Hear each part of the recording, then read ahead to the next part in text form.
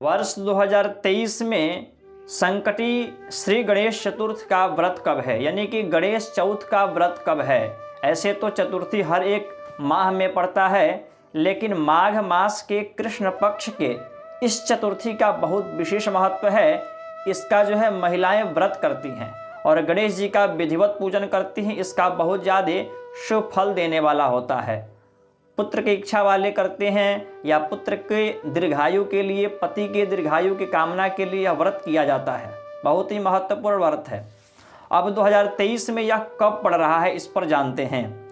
तो सबसे पहले ऋषिकेश पंचांग के अनुसार अंगारक संकटी श्री गणेश चतुर्थ का व्रत माना जाता है। इसके और भी नाम हैं, अलग अलग जगहों पर अलग अलग नाम से जानते होंगे, लेकिन गणेश चतुर्थी चौथ के नाम से तो सभी लोग जानते होंगे। अब इस व्रत में जो है चंद्रमा का भी पूजन किया जाता है। रात्रि के समय में चंद्रोदय कब होता है, उस समय चंद्रमा को अर्घ्य भी महिलाएं देती हैं। तो इस व्रत का नियम कैसे है, किन किन देवताओं का पूजन करना चाहिए और साथ ही साथ इस दिन किस वस्तुओं का दान करना चाहिए और अर्घ्य का समय है क्या है, पूरी जानकारी देंगे। चैनल पर नए हैं तो चैनल को सब्सक्राइब कर लीजिएगा, बेल आइकन को दबा लीजिएगा, ताकि आपको घर बैठे ज्योतिष से संबंधित जानकारी प्राप्त होती रहे। आइए चलिए जानते हैं। तो वर्ष 2023 में पड़ रहा है गणेश चतुर्थी मंगलवार के दिन, यानी कि 10 जनवरी के दिन गणेश चौथ का व्रत पड़ रहा है मंगलवार के दिन। इस दिन तृतीया तिथि भी है। तृतीया तिथि दिन में 9:34 तक रह रहा है, उसके बाद चौथ हो जा रहा है। बहुत से लोगों को यहाँ पर प्रश्न रहेगा कि उदया तिथि का मान होता है, तो उदया तिथि तो चौथ जो है बुधवार के दिन 11:23 तक रह रहा है, तो हम बुधवार के दिन गणेश चौथ का व्रत करें 11 तारीख को। लेकिन ऐसा बिल्कुल भी नहीं है, क्योंकि उन लोगों को मैं बता दूं कि गणेश चौथ का जो व्रत होता है और इनका जो पूजा होता है वो रात्रि में विशेष करके होता है। चंद्रमा को अर्घ्य दिया जाता है, उस समय चौथ होना चाहिए। तो इसी कारण 11 तारीख को नहीं मनाएंगे, 10 जनवरी के दिन हम गणेश चौथ का व्रत करेंगे। अब आइए जानते हैं 10 तारीख के दिन मंगलवार के दिन गणेश चौथ का व्रत करेंगे और अश्लेषा नक्षत्र भी है, प्रीति योग है, योग भी अच्छा है, आनंद योगा है। और साथ ही साथ इस दिन अंगारक संकटी श्री गणेश व्रत है। और जब अर्घ्य देते हैं हम चंद्रमा को अर्घ्य देते हैं, तो अर्घ्य देने का समय ध्यान से सुनिए, बहुत महत्वपूर्ण है।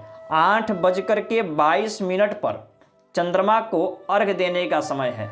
यानी अलग अलग जगहों पर कुछ समय का परिवर्तन हो सकता है, यानी 8:30 बजे के करीब तक आप अर्घ्य दे सकते हैं।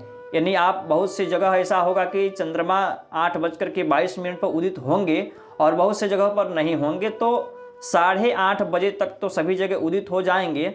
तो आप जो है 8:22 से पंचांग में दिखा रहा है, तो 8:22 से आप चंद्रमा को अर्घ्य दे सकते हैं। और इस दिन तिल का भी दान करना बहुत महत्व माना जाता है, इसका महत्व है। तो गणेश जी का इस दिन प्रसाद लगाना चाहिए, गणेश जी का पूजन करना चाहिए। अगर हो सके तो आप दुर्वा का जो है माला बना करके गणेश जी के मंदिर जाएं, उस दिन अर्पित करें, बहुत ज़्यादा महत्व है। आपके जन्म कुंडली के भाग्य भी खुल जाएंगे और आपके बुद्धि के दाता गणेश जी भी प्रबल रहेंगे, आपकी वाणी अच्छी होगी, वैवाहिक जीवन भी सफल बनेगा।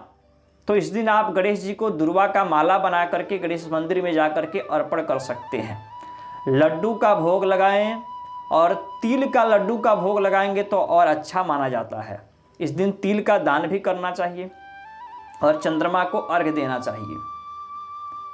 बहुत महत्व है इस व्रत का, गणेश चतुर्थी का व्रत का बहुत विशेष महत्व है। तो इस दिन दान भी करना चाहिए, तिल से संबंधित या ऊनी वस्त्र से संबंधित दान कर सकते हैं सहायता जरूरतमंद लोगों को, इससे आपको लाभ मिलने वाला है।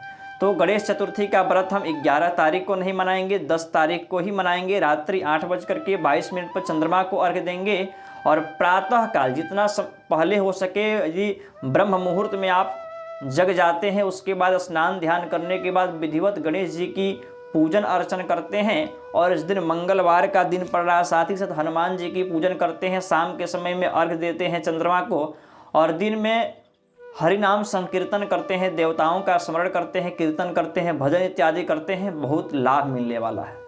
बहुत महत्वपूर्ण व्रत है, आपको इस व्रत को सभी को करना चाहिए। नमस्कार।